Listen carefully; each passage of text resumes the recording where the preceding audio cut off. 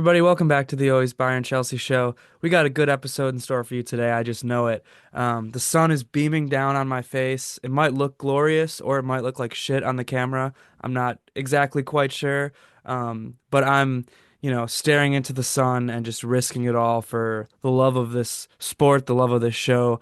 But that's right, it is a video episode, so go ahead, check it out on YouTube, subscribe to the YouTube channel. 100 subscriber special giveaway coming very soon, so stay tuned for that. And yeah, I'm just really fired up because we had two big wins this weekend for both Bayern and Chelsea. And I mean, on the Bayern front, I just feel like there's a ton to talk about. There's always a ton to talk about. So yeah, let's jump right into it. I guess we can start with Chelsea, unless you have any other housekeeping items to address at the top.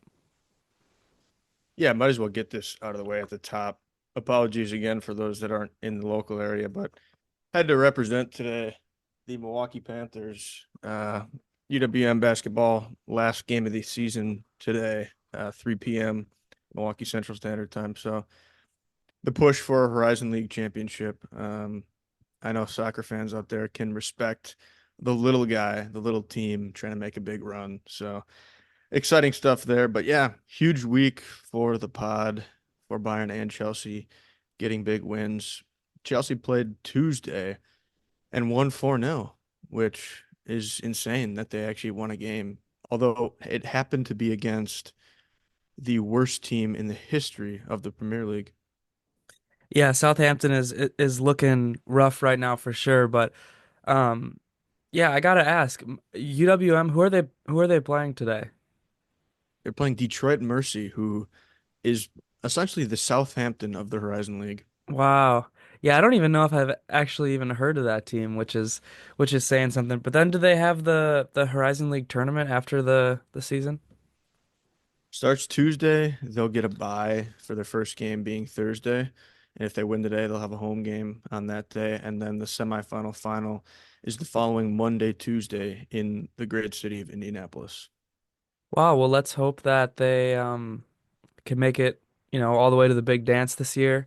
And yeah, Indianapolis will be there on the way to the Club World Cup and probably the way back from the Club World Cup. So looking forward to spending a little bit more time in that city, which I've been to a few times, stopped in a few times, but never really explored. I've heard they have a couple good soccer bars, actually. I know there's like this deli or something there that puts on some games. So maybe we'll have to check that out. But yeah, getting right back into Chelsea here. It was maybe one of the weirder games I've seen. I did watch the entire game from the comfort of my apartment. And really, the first, what was it, 20 some minutes before the first goal, felt like I was watching two teams in League Two. I mean, it was that poor. So it's kind of a tough one to analyze for me just because of that. And then even when they started scoring goals, certain guys looked like crap. So I'll take the win at this point and hope that it can ride us into some momentum here. We got a couple easier games coming up. But yeah, I don't know if you kind of agree with that analysis of the first part and even the game in total. Yeah, I think overall I do. I think there were large stretches of the match where Chelsea looked really good and looked really dominant. Certainly not that first 20 minutes though. Although I did like the lineup, I think, as much as I could with the injuries um, that Chelsea has. I think I like Neto at striker, especially with Jackson injured. I think Neto has good pace to lead a press. I think while I do like him crossing the ball, I also like him in the box making those like final touch shots and goals. And I also like Nkunku more on the left wing, I think. Although Nkunku is still doesn't really quite fit into a real left winger spot. He's more of like a 10 kind of. Um, but yeah, I thought overall I liked the lineup because I thought it allowed for a little bit more fluidity. I think Neto was a little bit more had a little bit more option to kind of roam around. I thought Palmer roamed around more. I thought Nkunku even kind of roamed around. So I thought the attack looked more fluid overall. I think it took a little bit to get used to. Maybe that's why that first 20 minutes was so strange. But um, I think, like I said, it was about as good as you could hope for with how Chelsea's been lately. Yeah, no, a lot of interchanging with those attacking options. Nkunku still, I know he gets on the board, but yeah, he just does not fit anywhere super well because they have Palmer in the side. I think if Palmer were injured or something, he'd be able to shine more in what Palmer does for this team. But yeah, Neto, I agree, is your number one option right now as a striker. That's for sure. I mean, he's shown that he can do a lot of the things that Jackson does so well, the non-scoring attributes, the pressing. He actually held up the ball really well for being a guy that's 5'7". They were able to make passes, deep passes into him, and he could lay it off to somebody or, just hold his defender up, which was quite impressive. That's something Jackson does really well and then kind of can carry the ball after that. Neto was loads better than Nkunku has ever done.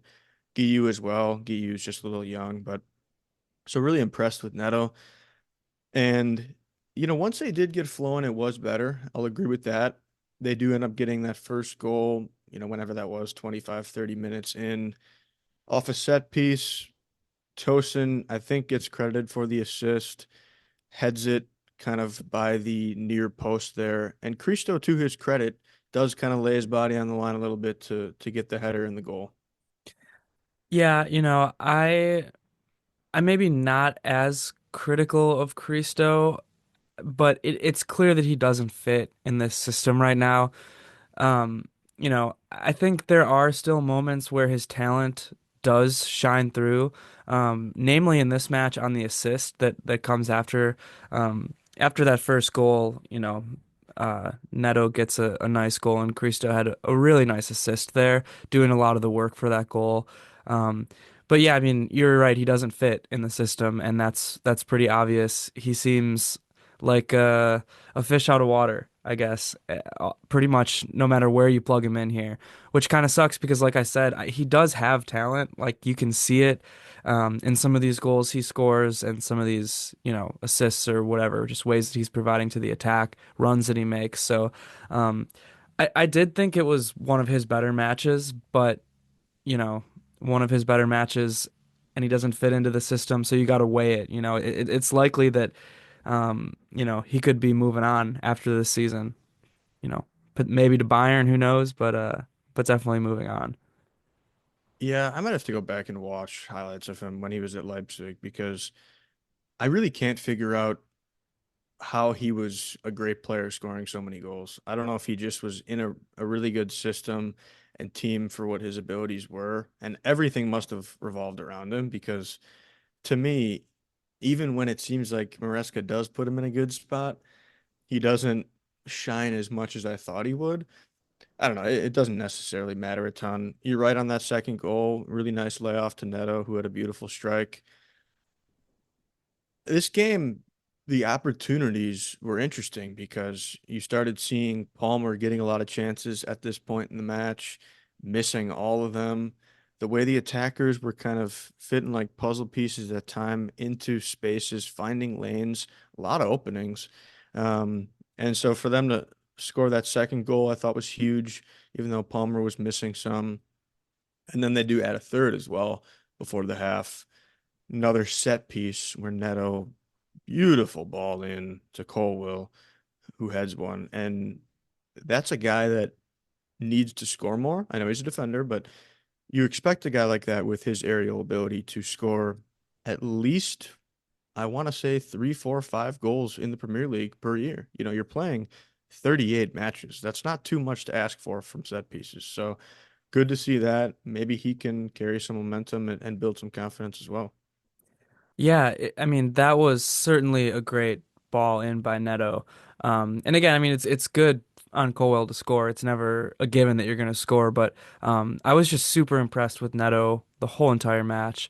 Laying that one up there, and yeah, the Palmer misses are getting worrisome. I wouldn't say it's time to, do anything super, uh, I don't know, brash, or it's not time to jump ship or anything. But yeah, I mean, Palmer just seems like he's struggling with his confidence right now. He does remind me a lot of how Zane looks when Zane is not confident. It's like there's like a mental block there where he takes a second too long to make a decision, and that either leads to a bad shot or like a blocked shot, or somebody just catches up to the rest of the team and the pass is a little bit off. There's just like little thing, and I'm just gonna call it a mental block because that's what it seems like. When I watch Leroy Sané, I can clearly tell when he's confident and on and firing and banging shots in, you know, rocket ships going right past the keeper, no chance to save, versus the times where he just thinks a little too much and then a defender catches up to him. And I'm not saying Palmer and Zane, I'm not saying it's like for like, but the mental side of it is what's, bringing up this comparison in my brain at least.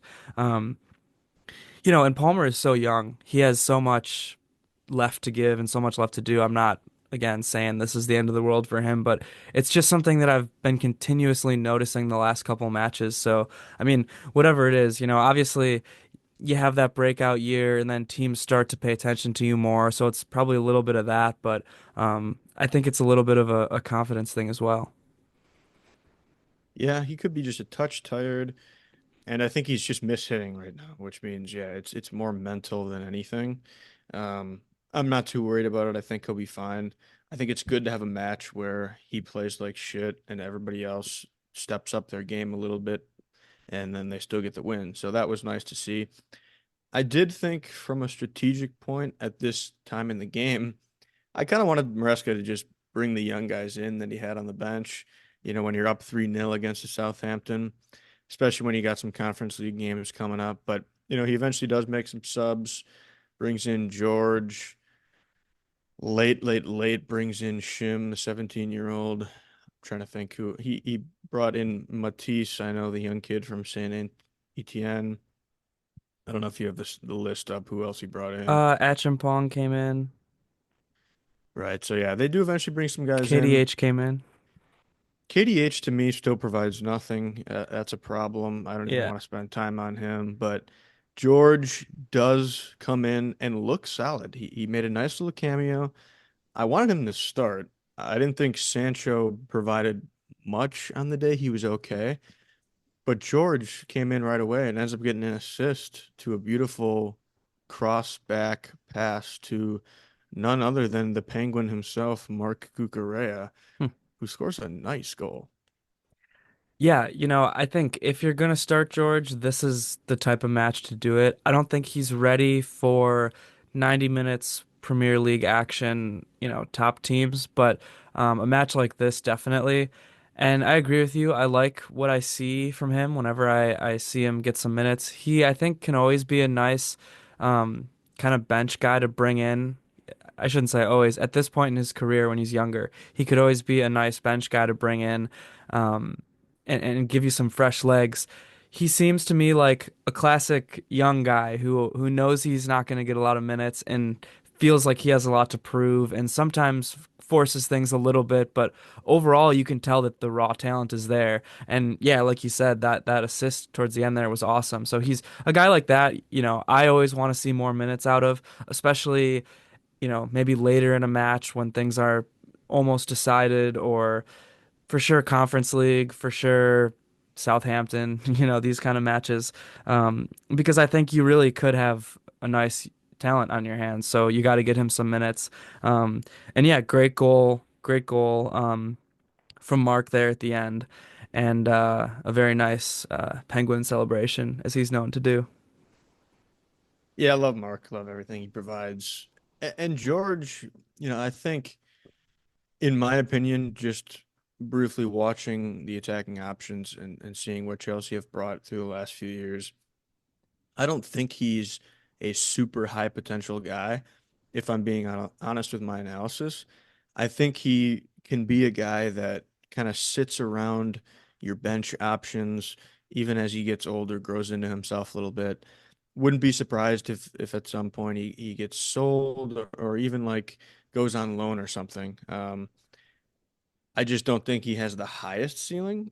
Could he get there? Sure. And maybe I'm wrong. Maybe he proves me wrong. But for now, I definitely do want to see him still play just to see what we have. Even though I think that doesn't mean I don't want to see him play. I think he's maybe going to get the start against Copenhagen here next week. It'd be nice to see. Although I do think you need to put out a strong lineup, I think you can put him in there if you have some other key players in around him. So that'd be my goal with him for the rest of the year is make him available and see what he's got. Because you never know. Yeah, I think with the amount of matches that teams have to play now, the amount of English weeks in England, the amount of I guess, yeah, Conference League, Europa League, whatever tournament that a team like Chelsea will be in. And then with the performance of a lot of these wingers on Chelsea currently, I think he's a guy that you want to keep around for a little bit and see, Like you said, maybe he doesn't have the highest ceiling, but I think with all these matches and again with the output that this current winger group has given you, I think he's a guy that you know, again, maybe you don't start him every match, but he can start some of these matches and can certainly provide depth when you just need to rotate because there's so many matches these days. Yeah, and let's be honest, if Mudryk didn't have a Russian spy slip something into his food, George wouldn't be playing much because my star boy Misha would be playing in these matches. But nonetheless, it's the option we have right now, so we'll go with that. But I did mention Copenhagen, and while this was a nice win against Southampton, I just need them to carry the momentum, stay loose, stay fresh, stay young, and carry that into this next week where you go on the road to what seems like a wonderful country in Denmark, what seems like a wonderful city in Copenhagen. I actually was looking at it on the map the other day. I didn't realize it's kind of on the edge of Denmark, the northeastern region of it, with a ton of water in there. Very interesting. Would love to visit the city, but I'm hoping Chelsea charge right in there and just break down the walls of that place and maybe sink the city into the water. Yeah, I mean, this would be a big win for Chelsea in the Conference League. This is two legs right now. It is, They yep. come back, yeah, for the second leg. Um, yeah, I mean, you want to start off strong. You want to kind of choke the life out of the match early and really just deflate any hopes that Copenhagen has, and really send a message, I think, to the rest of the Conference League that, you guys can have a nice tournament and all, but we are the big bad boys from London, so get uh get ready for us, basically. Yeah, I'm very interested to see what Enzo Maresca decides to do for his lineup. I was going to You ask you know, about that. Fofana's back, but I believe he's not in the Conference League squad. Um, do you play Palmer? Do you play Enzo and Caicedo? I'm guessing he will not play both Caicedo and Enzo. I would just play one of them. He's probably going to go Gusto instead of James, and then play James against Leicester, would be my guess. I don't know. George, I do hope starts on the left wing, but then if that happens, then, you know, do you go Palmer right wing? Because at that point, I'd probably want some decent attack with George. I'd like to see Neto again at striker. I think you have to because you don't really have any other options. But then again, I don't want him burned out. He's expending more energy with that role. So I don't know. It's a lot of options, although it seems limited options wise. I think there's a lot that he can do, and you definitely don't want to take this team lightly. I think they've known to be in the Champions League in the past. So yeah, it could be interesting. Yeah, I believe you're right. I think they're historically a pretty decent side if I'm thinking of the correct team. But yeah, I think I would probably throw Neto at striker. I would play Palmer. I would probably start George, like you said. I think I would rest Caicedo and start Enzo. Caicedo has just looked a little bit tired to me lately, and I really think I want to save him for the Premier League, um, or like the end of the Conference League, maybe. I think I probably play Mark, and then I maybe switch out some of the center backs. Although I guess there's some injuries at the center back spot, anyways. So, um, yeah, and then I think I rest James and save him for the Premier League. I probably play Gusto. That's roughly what I'm doing, I guess. Yeah, I mean, you don't really have a backup for Mark with Vega being gone on loan. Right. KDH probably starts for Caicedo in that spot, which then Yeah. it's like your midfield is really attacking. So you're just counting on goals, which is fine. I'd like to see Matisse, or if that's how you pronounce it. I'm not going to try his last name, get some minutes, but I doubt he's going to start at this point. Yeah, it's very interesting. But I'm going to watch, have fun with it, and hopefully Chelsea can deliver. Yeah, I think I'm gonna go with the Chelsea win for that one. I'm feeling good about it. Not to jinx us, of course, but Love to hear it. yeah, well, should we move on over to Bayern Munich? Is there anything else you want to hit on with Chelsea? No, I don't think there's anything else. If we don't do an episode right after that, Chelsea do play Sunday against Leicester City. The Foxes back at the bridge, another must win. Yeah, we So if we don't talk right after Copenhagen, there's that. But um, that's about it. Yeah, it's a busy week coming up, and we should maybe try to do a midweek episode because Bayern's Champions League match against Leverkusen is on Wednesday, so we'll see, what our schedules are like. But there's going to be a lot to talk about coming up, and before we get too ahead of ourselves, I think we got to talk about that really, really big win for Bayern. Honestly, truly massive in terms of the Bundesliga title race. Bayern taking care of Stuttgart 3-1 in a performance that was really kind of turned out to be a wild, wild match, and a match that I actually had a ton of fun with. Because Stuttgart is not a team that's going to sit back and try to absorb pressure. Stuttgart is a team that is going to try to go punch for punch with a giant like Bayern Munich. And they did go punch for punch with Bayern Munich, and they actually outplayed Bayern for about the first 30 minutes or so. But Bayern showed a lot of grit, a lot of heart, and a lot of character to come back in this one and win 3-1. And sure, they capitalized off of some really putrid Stuttgart mistakes. I'm talking like, I don't know, high school or below level soccer mistakes. But, Bayern was there. Their press really, I think, wore Stuttgart down eventually. And Bayern just had the mental maturity really to stick in the match and win it. And quite frankly, this is a match that I think Bayern Munich may have lost last season.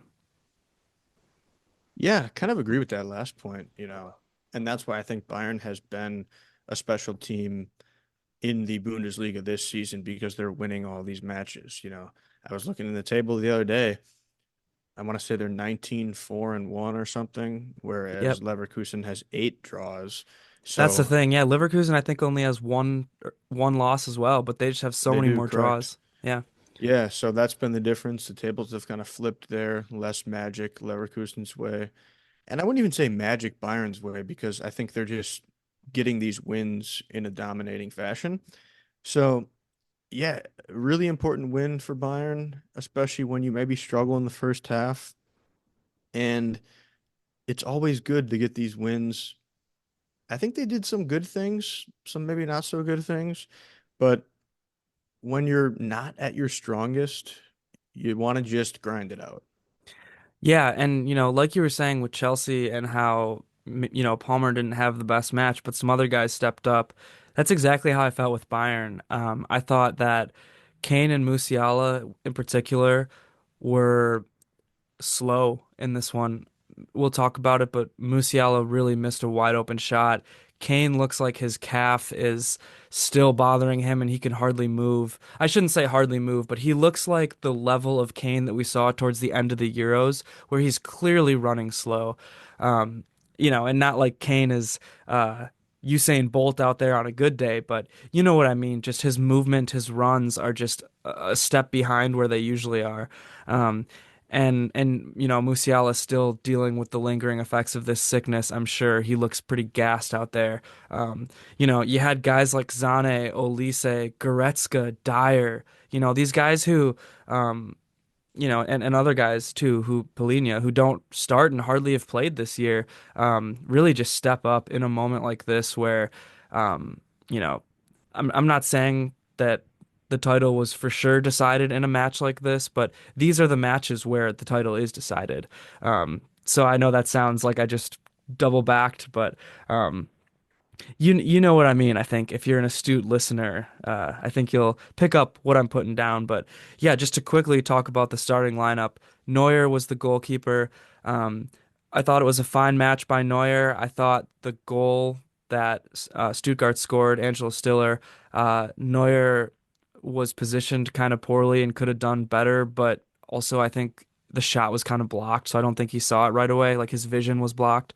Alphonso Davies at left back, Min Jae Kim, Eric Dier center backs, Conrad Leimer right back. Really good match from both center backs, I thought, and a not so good match from both of the outside backs. The midfield pivot was João Palhinha and Leon Goretzka. Two players who I think stepped up in the absence of Pavlovic and Kimmich. Their absence is obviously felt in a match like this, but really solid efforts from both of the midfielders. Attack was Leroy Sane left wing, Jamal Musiala at the 10, Michael Olise at the right wing, and Harry Kane at the 9. Yeah, all things considered, pretty strong lineup, certainly on the attacking options. And then your midfield, kind of what you had to roll with, but guys that are capable of performing, especially in a Bundesliga setting. Really liked what I saw from some of the guys like Sane and Olise. As you kind of mentioned, they've been so strong lately, it seems like. So that really carries the team forward. And even though they didn't look the greatest in the first third of the game, I think they were battling and they were generating chances in the beginning when they weren't playing super well. So you knew that they probably were going to find their footing as the game went on. Yeah, it was weird. The first 30 minutes were almost the opposite of what you normally see with Bayern Munich, where Stuttgart was playing very brave. Stuttgart was controlling the flow of the match, controlling possession for large portions of it, and Bayern was kind of getting their chances off of counters or just quick instances of Stuttgart turns the ball over and Bayern makes a move and gets a shot. That was how the Musiala shot happened. I believe it was Zane who played a perfect pass to Musiala, so there were no defenders by him, and just a one-on-one with the keeper, and Musiala misses the target completely. Zane had a miss in there too, where um, he didn't shoot right away.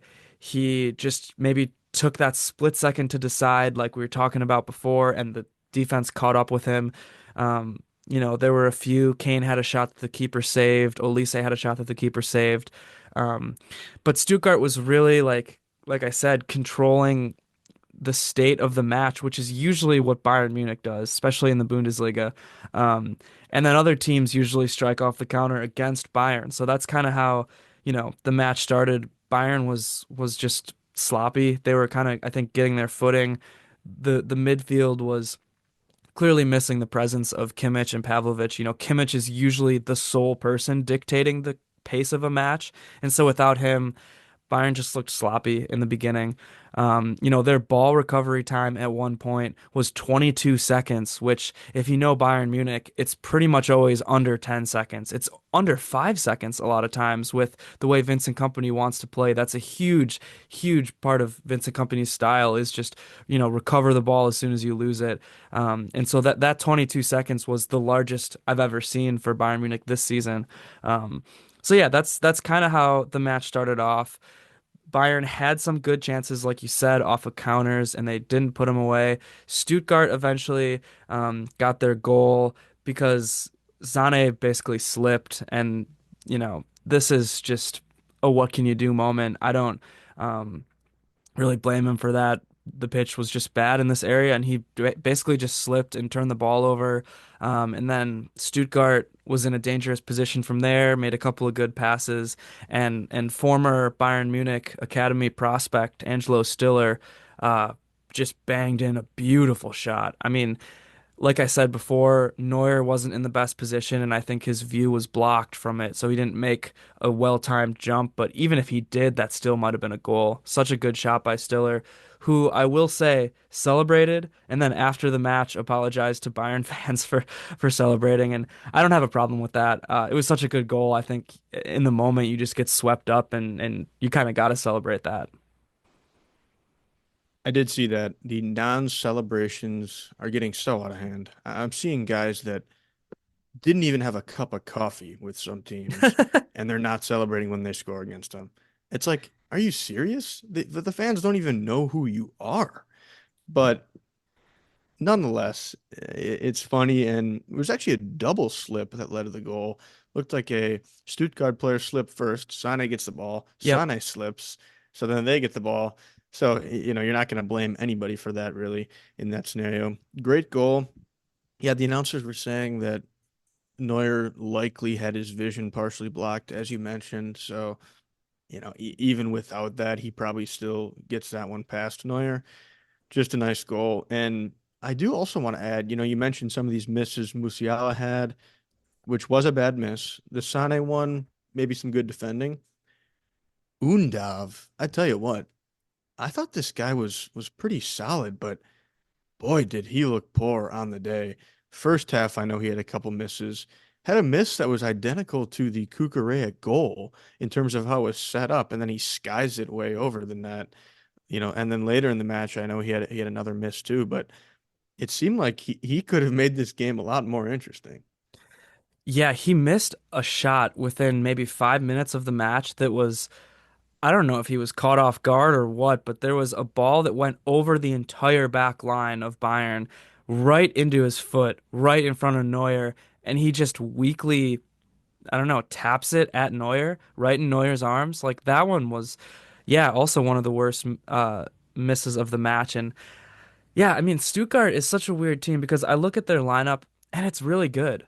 They dealt with a lot of injuries this year, so you know, I'm not blaming this all on the players or the coach. I think Seb Honis is a great coach, actually. I would like to see what he could do with a roster like Bayern Munich's, honestly. He's very attacking minded, as we see in this match. He was brave and outplayed Bayern for a bit and got that lead before falling off. And honestly, if some of these guys, like you said, like Undav, would have buried those chances, it would have been a different match. Um, yeah, I mean, you've got Undav, you've got Leveling. These are both guys who are German national team guys. Chris Führich is also a German national team guy. Mittelstadt, I think, is one of the best left backs in the Bundesliga. He is a guy who I would have, liked to go after if Alphonso Davies would have left. And of course, Angelo Stiller is, you know, uh, a lot of people really, really like him. I'm not completely sold on him yet, but he's a great young player, obviously. I'll just say that. I need to see more from him, I think, before I like really go all in on the Stiller train, but um he's a very solid player. Obviously Nubel, Stuttgart's keeper on loan from Bayern Munich right now was thought of at one point to be the replacement for Neuer once Neuer goes, but I haven't seen enough from Nubel to feel confident with him. I mean, this match, we'll get to it, I think is a perfect example, but he makes a lot of dumb mistakes. He tries to play like Neuer, I think, in the boldness and the braveness, taking guys on, making risky passes, coming out of net really far. And he's a solid keeper, but a match like this, these big matches, a lot of times that I watch of Stuttgart, he makes mistakes, and that's going to come back to haunt them certainly in this match. Yeah, they get that goal, and you're thinking, okay, this could be interesting, but you also know Bayern's not going to lay down. And you mentioned the recovery time, how it wasn't great for Bayern in a lot of that first third of the match, but boy, Stuttgart just said, okay, you want some better recovery time? Why don't we just pass you the ball? Yeah, Stuttgart gave Bayern a ton of gifts. But yeah, right before that first half ended, actually, Bayern equalized. Michael Olise, a beautiful through ball by Sane, really just splitting the Stuttgart defense. Although on the other hand, how the hell do you let that happen if you're Stuttgart up 1-0? You let one pass go through, and you have essentially um, not 100% chance of scoring, but you have a really good chance to score. And maybe they thought Olise was off. It was really, really close. But it turned out he was onside. And yeah, I mean, Michael Olise just coming through for Bayern Munich. I can't say enough good things about this guy right now. And I will say, I think that Leroy Sane to Michael Olise connection is becoming really, really strong. Yeah, if you let one header to Sane off a long pass, then open up such a massive lane where Sane can easily find Olise, then you just have no integrity in the setup of your defensive tactics. I mean, that's just terrible. Yeah, yeah, I agree. So yeah, Olise gets that goal, and then really, I think that totally changes things. Bayern goes into halftime, in my opinion, feeling pretty good, whereas Stuttgart, who was feeling good, and at that point, had they been up, there reaches a point in the match where you can kind of sit back and defend, but now it's like, well, shit, we played very well for about 30 minutes, and all we got was 1-1 out of it. Yeah, they definitely were probably wishing they had at least another goal, although Bayern could have had another as well. So, all in all, it's maybe a fair result for the first half. I don't know, tough to say, but yeah, it's just also tough when you're Stuttgart and you know Bayern has all this talent and they're gonna score at some point, at least a couple more.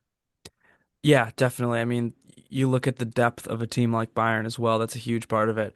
And hey, it looks like we got the perfect amount of light right now for me, where the sun is being blocked by the middle of my windows. So, this might be a perfect time to tune into the video and subscribe to the YouTube channel if you are not already. But yeah, let's make the most of it, I suppose. And yeah, second half starts, and it's kind of an open match, I thought.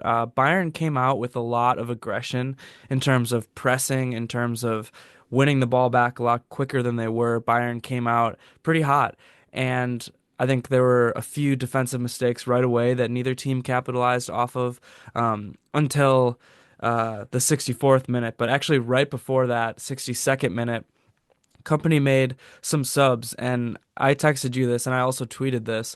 I really think Muller could have done more in a situation like this. I was actually kind of hoping Muller would come on for either Musiala or Kane, actually, because, like I said, both of them looked just slow and not 100% fit, and I really want those two guys to be fit for Leverkusen.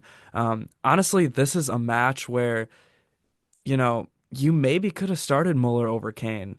And I'm probably the last person in the world who would ever say that because of how much I like Kane. But if Kane isn't 100% for Leverkusen, that could be a problem. Um, but yeah, anyways, Sane comes out, Coman comes in, which was kind of a bummer for me because I thought Sane looked like the best player or one of the best players, at least in the attack at that point. So, yeah, I don't know if you had any thoughts about that or what I just said, Thomas Muller, but I really thought his Muller's press, his creativity, his ability to link up play and to instill chaos into the attack and the game would have suited this match in particular pretty well.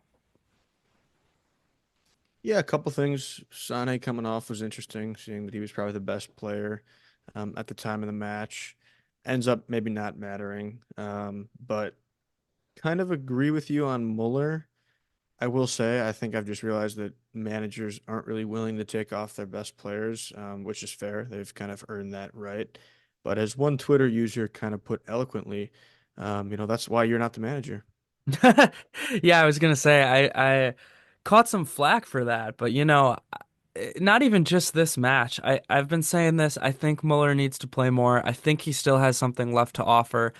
And I'm not even somebody, there's a lot of Mueller fanboys out there who want him to start every match and play 90 minutes every match. I'm not one of those people, but I do think there are just certain matches where what he brings would be so valuable, especially when you, I think, need to rest Kane and Musiala a little bit more when they're looking like the way they've been looking lately. So, that's where my head was at for that one. But, like you said, in this match in particular, probably ends up not mattering. And I think part of the reason why Company is so hesitant to rotate more, he does an okay job rotating the attack for the most part, but Kimmich, the center backs. I think he's so hesitant to rotate these guys because I really think he doesn't want to lose the locker room. And maybe that's fair. He's such a young coach and he has done a phenomenal job of gaining players' trust and winning over the locker room. It seems like every player on the team loves the guy. So, um, maybe Twitter user whatever is right and that's why I'm not the coach. But I just think we're coming to a point in the season where you need Kim, you need Upa, you need Kimmich, you need Davies, you need Kane, you need Musiala to be healthy. And like I said with the Caicedo thing, if you're playing these guys 90 minutes every match, they're not going to be 100% fit at this point in the season. They just aren't. Agreed. You got to manage those minutes. Company, his first year with the team, we just got to see how he does that. And it's going to look probably different than you'd expect. And you have to roll with it, I think, and trust that he'll do the right thing. And if he doesn't, he'll hopefully learn from it. Yeah, I agree with that. But, this match in particular was just another match where I see Eric Dier go out there and play his heart out. I mean, communicates so well. He communicates better than Kim and Upa, for sure. He brings a level of calmness, he brings a level of stability into this back line. And Company, for some reason, was scared to play him for an entire over half of a season. You know, management is talking like, yeah, the last thing in hell we're gonna do is extend Eric Dier, but goddamn, does he come in there and just play his heart out every time he plays? And he's not gonna crush people in a foot race or whatever. He's not maybe the best on-ball dribbling center back in the world, but he, like I said, provides a level of leadership that this back line lacks at times. And I don't know why you don't play him against a Bochum. I don't know why first half of the year you weren't playing him against a Kiel. Like, yeah, I don't know. I mean, that's the biggest complaint I have about Company so far is that we're at this point of the season and you were rolling out Kim and Upa every single match and now they're both injured. So when you have somebody like Eric Dier, who you know, I think at this point, I would start him and Upa against Leverkusen in the Champions League now. I think Kim is a little too banged up and a little too mistake prone in these big matches. And the way Company plays, a mistake from Kim is going to lead to a goal. It just is. And I mean, we saw it last year in the Champions League. We've seen it this year in big matches. And I don't hate Kim. I think there's a lot of times you can use him. I think Ito is another option, but Ito hasn't played center back at all for us this season yet because of his injury. So I don't know. I'm starting Dyer and Dyer. I kind of combined Diet, Upamecano, and Eric Dyer there, but I'm starting Upa and I'm starting Dyer for the Leverkusen match. I just thought Dyer put in a great performance and I needed to get that off my chest. Dyer's the man. Yeah, we talked about it since last year. He's kind of an unsung hero. Um, so he certainly deserves time. Do I think he's gonna get it against Leverkusen? Probably not, knowing Company. But we'll see what happens. And you can always use depth going down in the rest of the year. So it's gonna be good to have a beautiful man like that on your squad. Agreed, 100%. And speaking of unsung heroes, if there's one guy who's maybe more of an unsung hero than Eric Dyer on this squad, a guy who I also have caught flack for saying puts in solid performances whenever his number is called, despite everything, Leon Goretzka. Yep, that's right. The 64th minute, the winner is scored by Leon Goretzka off of a putrid garbage mistake by Alexander Nubel, who I think has some good attributes, but again, just he's not where I need him to be in terms of somebody who I want to see in between the sticks for Bayern Munich. He plays a pass to Angelo Stiller, and this is maybe partially Stiller's fault. It's maybe partially, what's for sure partially the physicality and intensity that Leon Goretzka brings to the pitch, box to box, may I add. Goretzka comes in, and this is something that no other midfielder on Bayern has, really, is this level of physicality. Goretzka is such a physical specimen that he almost has the profile of like a striker. Like his profile is almost the same as Kane, in a way where he knows how to use his body and he comes bursting in and basically predicts the pass that Nubel's making to Stiller, gets around Stiller, gets the ball, and just puts it right in the back of the net for a beautiful goal. And yeah, I thought Goretzka had a solid match again.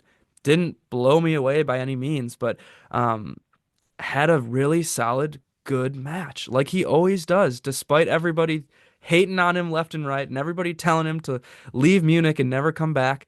He's just solid.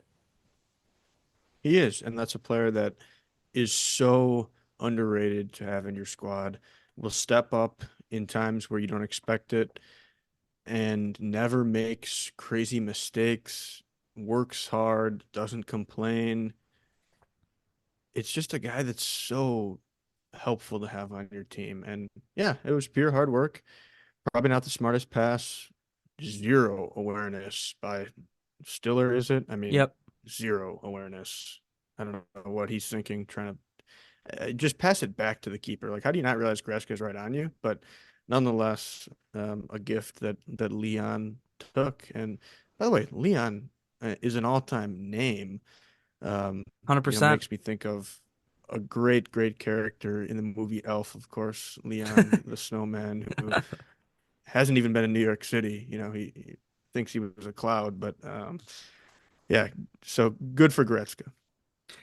Yeah, and I don't care if anybody wants to at me on social media or maybe comment on this video, because Goretzka has so many haters out there, and I'm bound to get some hate for saying it, but the Eric Diers, the Leon Goretzkas, these are the guys that win you a Bundesliga, and I don't mean that they're going to be your star players starting every match, but I mean that the Bundesliga title race is a race that goes on for months.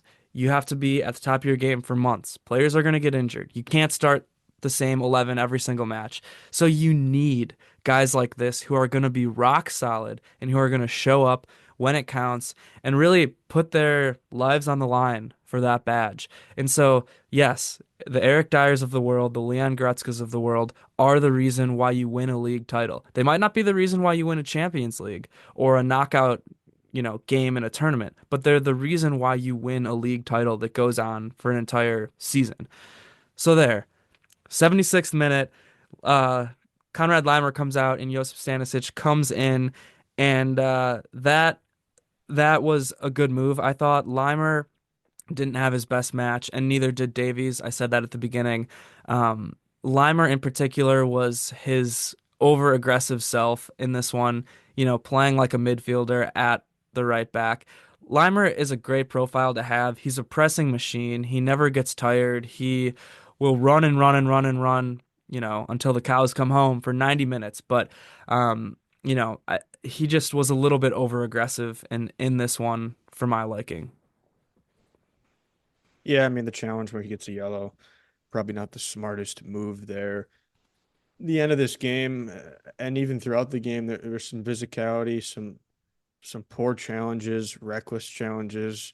Um, so that kind of added to the scene of the match that we end up seeing later. But yeah, Limer just is kind of like a Goretzka in that he mostly works hard, kind of grinds it out, will get you a goal every now and then that you don't expect. Um, is he going to be the greatest player of all time? Certainly not, but um, so not surprising that he's going to have some matches where he maybe isn't the greatest. Yeah, and at this point in the match, you really started to see Bayern's heart. you really started to see their character. The whole team was defending at this point. Kane was dropping back defending. Olise was dropping back defending. Um, Everybody was just laying it out on the line, and this is why the game is so beautiful, in my opinion. This like point in the match where everybody is fighting, and you can see how much this match meant to the team. Like I said, in terms of the Bundesliga title race, you can see how much they were aware of that at this point in the match. Um, and then 85th minute, you had a bunch of subs. Musiala, Olise, and Davies came off. Muller, Zane, and uh, no, that wouldn't be right. Muller, Coman, and Ito came on at that point, which I thought was fine. You know, you're really late in the match. You want some fresh energy. Um, Totally fine there. And then in the 90th minute, we saw just such an awesome moment. You know, Kingsley Coman scores this goal off of just putrid defending. I mean, at this point, Stuttgart basically put in a lineup of 11 attackers. They started going crazy with subs and just putting in every single attacking option that they had. You know, and this goal came off of a really bad back pass. Coman was there. Um, to put it away, Nubel was way, way, way out in net and decided to charge at Coman. It's kind of a lose-lose situation for Nubel there. Um, Although it is Kingsley Coman, so you might have been better staying back in the net. But instead, Nubel kind of charges at him. Coman just gets around him. And again, Nubel was so far out of net. Like this was damn near in the middle of the pitch. And Coman gets around him. And I will say, it was a nice finish by Coman to put this shot away. He kind of has to bend it. You know, he's running down the touchline and he kind of has to bend it around. So it goes around everybody and goes around Nubel and eventually finds its way in the back of the net. But the moment after this goal was my moment of the match. And again, you can see what this match meant to the team. You can see what it meant in the title race if you just watch this moment. Vincent Kompany sprints onto the field. After the match, he got asked about it and said he glitched. He said I kind of blacked out. I don't really remember what happened, but he ran onto the pitch, and the whole team is basically celebrating like they won the title.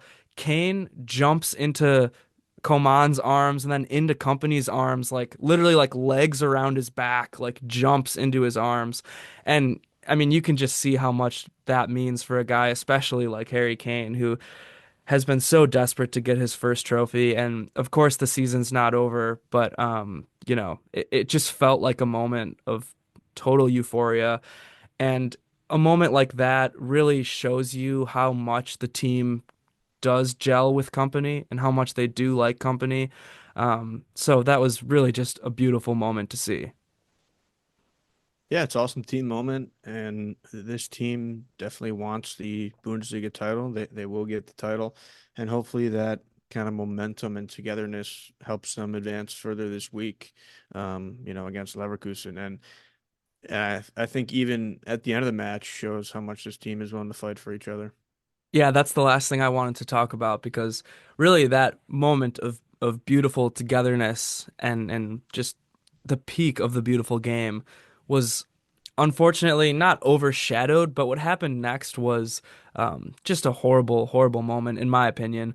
Um, I wish I don't even want to give whoever it was on Stuttgart credit for this. And of course he probably doesn't realize exactly what's going on. So I'm not totally gonna trash Stuttgart for this, but um yeah, so Stanisic gets smoked in the head by a ball.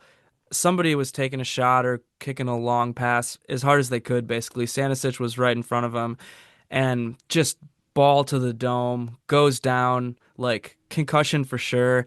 I don't know, you and I haven't been footballers our whole lives, but I can tell you that when we're on the pitch and you're, banging in corners and I'm practicing heading in corners, it hurts. And that's a corner. This was the ball is, a couple yards away getting blasted into your head. So Stanisic goes down. Um, I hope he's not, I don't, I think he's going to be fine, but it seemed like a concussion type thing, from me looking at it. He looked dizzy. He looked like he was just couldn't move at first. And then Stuttgart, thinking that he's time wasting or whatever, tries to pick him up, tries to grab him and pull him up, which not a good thing to do when somebody's potentially concussed. I don't think, your head should be moving very fast. And Kane was incredibly irate at this. I've never seen Kane this mad, but he, um, you know, got in their face and started screaming at them and went over to the official and started yelling at the official. And I started to wonder, I thought about this morning, I wonder if Kane was actually vice captain without Kimmich. Neuer isn't the one talking to the refs because Neuer is so far out of the action. I was wondering if Kane was vice captain because Kane went to bat right away for Stanisic, which was awesome, you know. And then, of course, Kane gets carded for it. A Stuttgart player gets carded. There's kind of a big, like, I don't know, not like a tussle, but almost a tussle. People are in each other's faces, grabbing, holding people back. It was awesome to see, I guess. And also, it sucked to see. Yeah, emotions getting the best of everybody for sure at that point in the match. If you watch any boxing, mixed martial arts, you'll know that one of the illegal shots is to the back of the head. So that to me is why this was worse than a normal ball to the head because it actually hit the back of Stanisic's head, which Yep. is a lot riskier for some pretty nasty head injuries, much worse than concussions actually potentially. So that to me was what made it a little dicier, and good on Kane for stepping up. We know that he can be a captain and a leader, so he certainly has the ability to show that. Yeah, and he did there. I really loved that out of Kane. Sucks now that he has 4 yellow cards, I think, so he's one away from a suspension, but I guess we'll cross that bridge eventually when we come to it. We did see Davies get hurt as well at the end. It looked like that hamstring again. Had to get subbed off, but maybe that was more of a precautionary thing. I hope that he's going to be fine because we're going to need him against Leverkusen on Wednesday. We're also going to need Kimmich against Leverkusen on Wednesday, I think. And or Pavlovich. There's this nasty flu that's going around the team. It's had Polina down for a while. Obviously had Musiala down. It seems like Pavlovich has it now. Bouet has it. So, um, these guys. I don't know if they're going to be 100%, but I hope that they're good enough to play. Kimmich, I I think is going to play. I saw that he's trying to get back. I also saw that he's in doubt, so who really knows? But my inkling just tells me that a guy like Kimmich, who already does the superhuman task of playing 90 minutes every single match, literally a psychopath. I would consider Kimmich a psychopath. Um, I think he's gonna play no matter what he's feeling. But we're just gonna have to wait and see. Almost anybody else, I would say, maybe not. But Kimmich, with his psychopathic tendencies, I think is gonna get back in there. Is it home or away? Home. Okay. Yeah. Um, tough to decide on those injuries. Home leg is usually a must win. The way these teams play each other, I wouldn't necessarily say that. I think either team is capable of beating the other on the other's pitch. But we'll see, going to be absolutely massive. Yeah, I'm so fired up about these matches. Um, I just think that this is what you live for. A lot of people in the Bayern Munich hierarchy are, I think, care about the Bundesliga more. I mean, I guess that shows with how often they win the Bundesliga, but um, I think a lot of those guys care more about the Bundesliga. I think there's a portion of the fan base that really cares more about the Champions League. The world of football certainly cares more about the Champions League. And I'm just fired up because I think it's going to be a lot of fun. I think these two teams are two great teams, and I think they play each other very, very well. They're very, I guess, hard. I think it's going to be a battle. I think it's going to be a fight, and I'm so excited to just sit back and watch this. I will say if I want to do a segment that was recommended to me by one of our faithful listeners. Um, and she's actually back here. Not the listener, but the the predictor. You can't see her on camera, but we talked a lot about Polly the cat last episode, and maybe we do a semi-regular or regular segment called Polly's predictions. And you know, I think Polly's just so much of a Bayern fan that I think she's going to go ahead and predict a 2-1 victory for Bayern Munich at home against Leverkusen at the Allianz. Yeah, maybe one of these days, you do one of those classic put the food in front of the pet, see where they go. Yep. Um, yeah, I do think Bayern is going to win this first leg. I think they're just motivated and really hungry for this, especially the way they've played against Leverkusen the last couple of years. So, Company's cooking some things up. And Kane probably gets a brace in this one, and Bayern win. I think actually they win 3-1. So, going to be a nice, easier breathing win for the fans. Well, Polly and I would certainly love that. That would be huge, taking that into the Bay Arena because the way you can kind of set up your game plan for that second leg then. Um, but yeah, I mean, honestly, I wouldn't be surprised if this whole thing went down to penalties. I wouldn't be surprised if either of these matches went into extra time, just how these two teams are. So, um, yeah, just really, really looking forward to that. And then I think the last thing I wanted to talk about, or at least hit on, was Joshua Kimmich and his contract extension because there's so much going on right now with that. And by the time, I don't know, I have this edited and out, it could totally be different because, we had been hearing for days that Kimmich was so close to extending that he had basically agreed on an extension and Bayern Munich offered him 22 million a year with a signing on fee, a lower signing on fee than Musiala and Davies got because those two were making a lot less than Kimmich currently, and because they're just younger and everything. And it was reported that Bayern promised Kimmich the captaincy after Neuer retires. And a few days went by, and I thought they were just finalizing minor details. But then all of a sudden, earlier this week, a bombshell report comes out that Bayern Munich withdrew their offer because Kimmich was taking too long to decide, basically. They weren't sure why he hadn't decided. They basically rolled out the red carpet for him with as high of a salary, I think, as they can pay him, an increased salary, and saying, we trust you enough. We're putting our faith enough in you to be the future captain. Yeah, we'll see what happens. I kind of told you. I think if he's demanding what a guy like Musiala is getting, it's probably too much. Who knows what's happening behind the scenes? Kimmich is getting older. Do I think he's super important? Yes, but at some point you have to get a little younger as well. So we'll see. Yeah, I hope it doesn't turn into kind of a he said, she said battle and make each other look bad, but you never know with these things.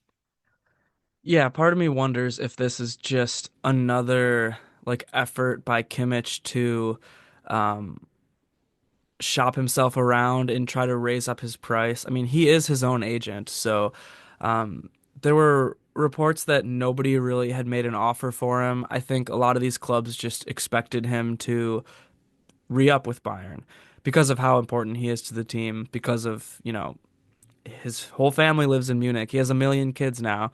And you know, now it's been reported that after this latest kerfuffle, Arsenal and PSG have put in offers. So who knows what's really happened? I mean, he's been linked to Man City. He's been linked to Barcelona, especially with the Hansi Flick connection. Although Barcelona, can they afford anybody these days? I don't exactly know. I'm sure they would find a way to do it, but um, he talked with Liverpool. He talked with Real Madrid. So there's certain spots where he could go, definitely, if he wanted to, but and a lot of fans are mad at him online because, oh, how can you take this much time? How can our future captain be this indecisive?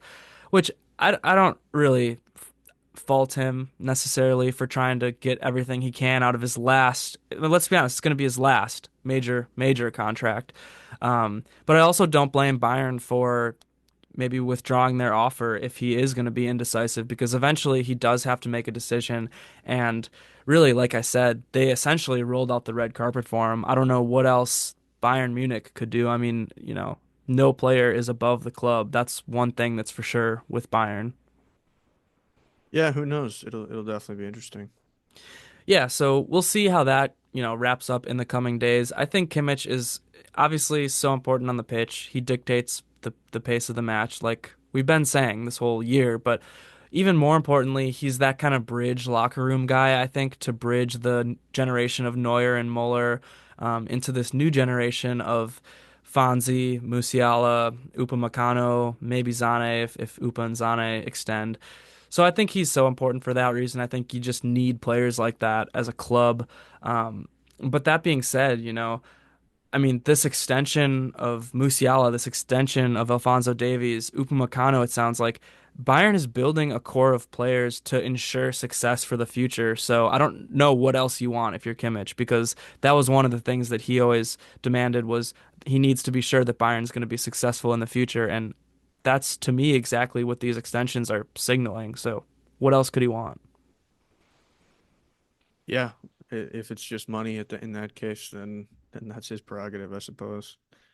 Yeah, well, I think I mean that about wraps it up for me. I don't have anything else to say except I'm just so fired up about this Champions League match coming up.